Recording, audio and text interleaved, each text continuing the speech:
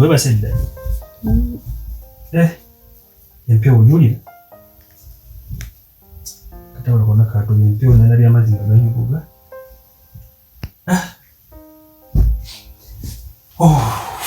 Kakubuuza ogakoba kawo. Sembere kato nawo. Ogenda kweba kawo. Munkulu. Ogenda kweba kawo gwe. Bannaye obuliri bwange. Wane senga nga tuba kefe ne babira kijja. Ndako. Muno buliri bwange si bwange. Togenda kweba kakuno. Katoga ne bakiwa. Kugambe tugenda kweba kakuno. Kwata pilo yo.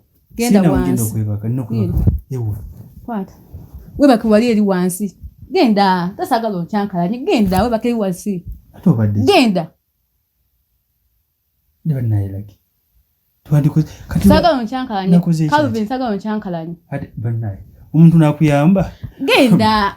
Gwe sagala kunkyankanya. Genda. Bannaye. Nkazange bannaye. Gwe muyunga nje nosindika bwo. Sagala kunza kukamanye wadonyambi. Tonda kuna kamanye okuvenso mbiwa. Nyo fuli wange ne bake wansi. We bakawo omugenyo ino mu respect. Tona kisengesha abagenyi. Bwenyo. Okakasa bosanga. We bakawo wansi kugenda okwebaka.